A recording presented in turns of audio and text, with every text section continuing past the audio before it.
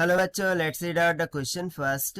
A beam of white light is incident normally on a plane surface absorbing 50% of light and reflecting the rest. If the incident beam carries 10 watt of power, find the force exerted by it on the surface. So यहाँ पर क्या हो रहा है, एक beam of light है, ठीक है, व्हाइट लाइट इंसिडेंट करती है प्लेन सरफेस पर. सो उसमें से 50% तो लाइट जो है तो एब्जॉर्ब हो जा रही है, बट 50% क्या हो रही है, रिफ्लेक्ट हो रही है. अब यदि बोल रहे हैं इंसिडेंट बीम का पावर 10 वाट की इक्वल हो, सो हम बताना है force exerted by on to the surface क्या होगा. तो चलिए स्टार्ट करते हैं हम की कॉन्सेप्ट से which we are going to use here for this question. So यहाँ पर सिंपली हम मोमेंटम का फॉर्मूला यूज करेंगे, that is P is equals to क्या होता है, E divided by delta t, that is change in time के equal. So देखिए ये सरफेस है, इस सरफेस पर परपेंडिकुलरली इस तरीके से with wavelength of lambda light क्या कर रही है, इंसिडेंट कर रही है. अब 50% पावर एब्जॉर्ब हो रहा है, यानी कि 0.5% ऑफ पी एब्जॉर्ब हो रहा है, लेकिन 0.5% ऑफ पी ये तो अभी वहां पर है ना, ठीक है, वो तो क्या हो रहा है, रिफ्लेक्टेड बैक हो रहा है. सो बेसिकली यदि मैं बात करूं मोमेंटम की, ठीक है, सो जो चेंज इन मोमेंटम होता है उसको हम h बाय लैम्डा से भी लिखते हैं, ठीक है.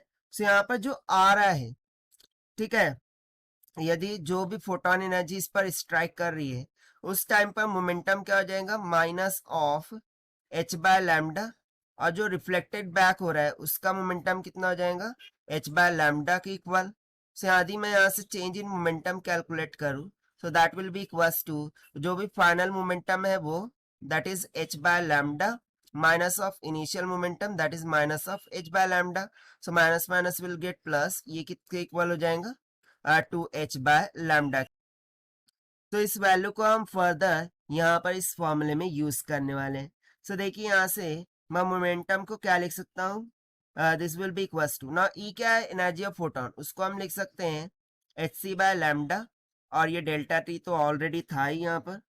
फर्दर मैं चेंज इन मोमेंटम को क्या लिख सकता हूँ, एच बाय लैम्डा, ये क्या होता है, चेंज इन मोमेंटम, यहाँ पर हमने देखा. सो एच बाय लैम्डा को मैं चेंज इन मोमेंटम लिख सकता हूँ, that is delta P by delta T into C के बराबर, ठीक है. But delta P by delta T change in momentum by change in time, ये किसके इक्वल होता है, ये तो फोर्स के इक्वल होता है. सो यहाँ से जो पावर है, ठीक है, वो किसके इक्वल आ गया, force multiply by speed of light in vacuum की. सो ना यहाँ पर एक कंफर्मेशन कर लीजिए, I think I said that कि मोमेंटम है, बेसिकली ये मोमेंटम नहीं है, ये क्या है, पावर है, ठीक है, और ये मोमेंटम है जो कि चेंज इन मोमेंटम को दिखाता है, ठीक है. So do remember this thing, ये चेंज इन मोमेंटम हो जाएगा और ये बेसिकली पावर को इंडिकेट कर रहा है, ठीक है. सो फर्दर यहाँ से हम जाते हैं. सो फोर्स इनटू क्या आया है, स्पीड ऑफ लाइट आया है. सो यहाँ से मुझे फोर्स किसके इक्वल मिल जाएगा, जो भी पावर है वो डिवाइडेड बाय सी के इक्वल. बट यहाँ पर हमने चेंज इन मोमेंटम क्या कैलकुलेट किया था, 2h बाय लैम्डा के इक्वल कैलकुलेट किया था. सो सिंपली इस फॉर्मूले का यूज करते हुए कि जो फोर्स एग्जर्ट हो रही है वो किसके इक्वल हो जाएंगी, एक तो इंसिडेंट के कारण से हो जाएंगी, that is p by 2c, plus जो भी एब्जॉर्ब हुई है वो that is p by c के कारण से.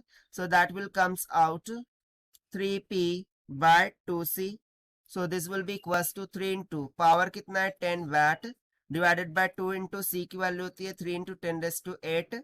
सो यहाँ से जब आप कैलकुलेट करेंगे तो फोर्स एग्जैक्ट जो हो रही है वो कितनी निकल के आ जाएंगी, 5 इंटू 10⁻² का -8 न्यूटन के बराबर. और यही हो जाएगा हमारा आंसर जो कि हमने सॉल्व किया है, और यही हो जाएगा हमारा आंसर जो कि हमने सॉल्व किया by using the conceptual formula of power से. So this is the required solution. I hope you understood well. Best of luck. Thank you.